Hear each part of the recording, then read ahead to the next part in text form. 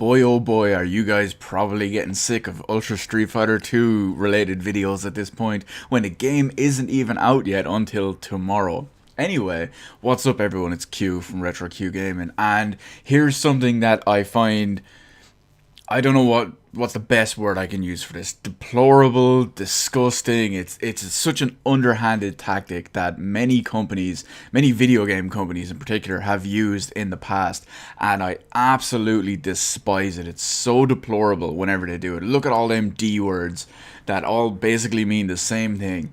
Now, what am I talking about anyway? Well, Capcom, or specifically the President and Chief Operations Officer, I'm going to try to butcher his name here, but Haruhiro Sugimoto, hopefully I got it right, he recently had an interview related to Nintendo Switch and their plans to support Nintendo Switch. So, in this recent interview, which was translated to English and multiple other languages, Sugimoto went out and stated that Capcom is thinking about ways to support the Nintendo Switch while keeping an eye on the sales data for the new version of Street Fighter 2. Now, we all know that this is nothing new, for the simple reason is fairly recently, I believe it was either just after or just before the Nintendo Switch launched, Capcom actually came out and said that they were looking for ways to support the Nintendo Switch. They were looking for ways to bring over mainline franchises and main games in the series from other platforms and other consoles over to the Nintendo Switch to actually support it. So that makes perfect sense. So he went on to say a couple of other things as well. For example, he went on to praise how it's a good year for what he calls the traditional video game industry, thanks to the release of stuff like PlayStation VR, Nintendo Switch, and upcoming Project Scorpio. Funny enough, there's no mention of the half of a PS4 Pro in there.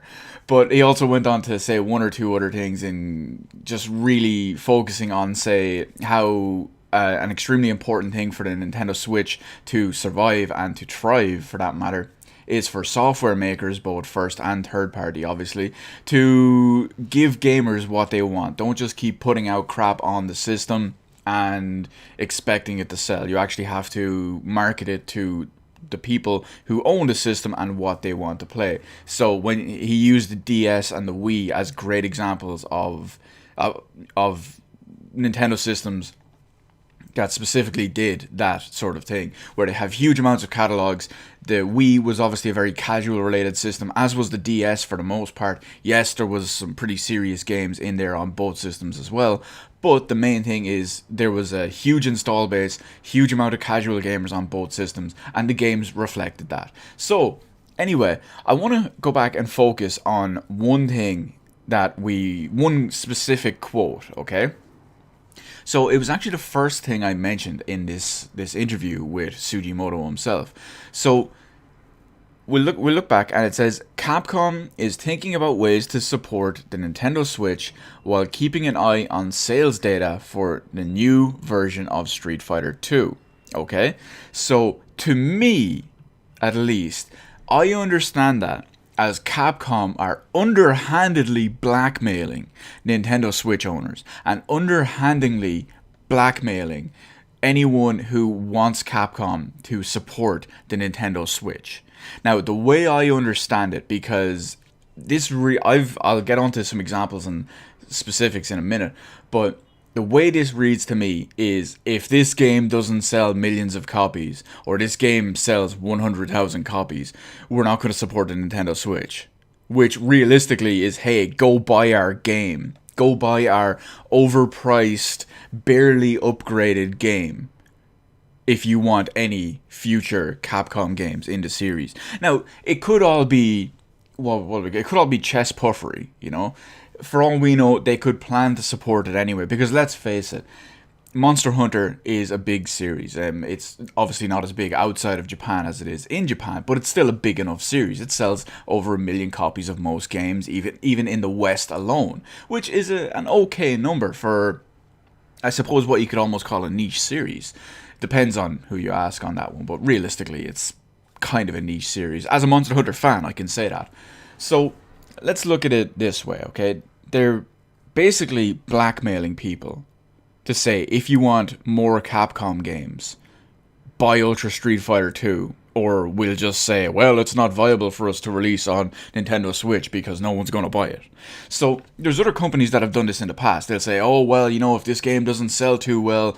A perfect example, actually, is Nintendo. A couple of years ago, when Fire Emblem Awakening was coming out, Nintendo said, oh, well, if Fire Emblem Awakening doesn't do very well, it'll probably be the last Fire Emblem game. Now, they could have been bullshitting. They could have just been bluffing.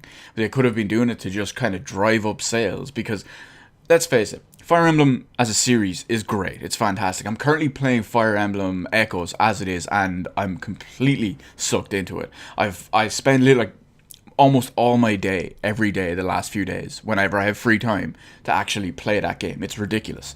So, Fire Emblem Awakening, anyway, right? Yes, it turned out to be one of the best games in the entire series, but the point is that they said, oh, well, if it doesn't sell very well, Intelligent Systems are going to have to shelve Fire Emblem, and that's going to be it. That's kind of bullshit for fans that have supported all these games and all these systems over the years. And it's the same deal as well with Capcom. And it feels like they're blackmailing us. It feels like they're saying, hey, we have this game coming out that's a port of a 25-year-old game that is, it's considered overpriced and feature light for what it is. But buy it anyway. Or you may not get any of our other series. Now, let's be real, Capcom don't really put out many more series nowadays. I mean, there's already no Resident Evil 7 Nintendo Switch port. Who knows if their Resident Evil 2 remake will make it to Nintendo Switch. Personally, I think that one probably would because of the whole pre-rendered environments. Anyway, back to the point. But we're going to have to see Nintendo Switch versions of Resident Evil. It's not like they make Mega Man games anymore, so we can't even use that. What else do Capcom make nowadays?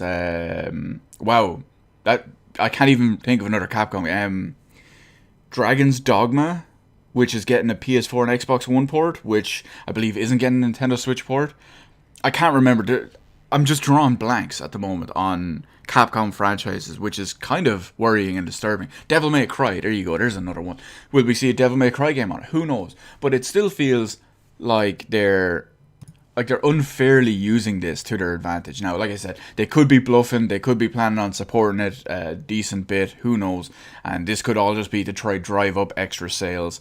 I referenced in one of my older videos as well that I believe it was the producer and director of Ultra Street Fighter 2 when asked about an PlayStation 4, PC, or Xbox One port, he said something like, oh, the game needs to sell 2 million copies before we consider a port. So, even if you don't have one of those, or if you don't have a Nintendo Switch, but you want to port on another platform, go out and buy the game anyway. See, this all feels like bullshit and blackmail, and it feels like Capcom are holding Nintendo Switch owners and Street Fighter fans, even if they're not Nintendo Switch owners, it feels like Capcom is just holding everyone hostage. And that is absolute bullshit. It's a bad enough situation that Ultra Street Fighter 2 is what it is, in the sense that with everything that's in it versus the price, that's bad enough for many people, including myself, and it almost feels like with the negative reviews and everything that's coming out, and the more and more we find out about Capcom and how they're treating this game and how they're treating Nintendo Switch and Street Fighter fans, it just feels so hard to support them, and it feels so hard to continue. But anyway, there's nothing I can say that I haven't already said in this video, so we're going to leave it there. What do you think about the whole situation that Capcom and Ultra Street Fighter 2 with the Nintendo Switch are doing? Do you think Nintendo is being, or not Nintendo, do you think Capcom is being unreasonable? Do you think they're bluffing? Do you think they're, just trying to drive up more sales? Do you think they're holding people hostage and holding people for ransom? It's a load of crap in my opinion. I want to hear yours too.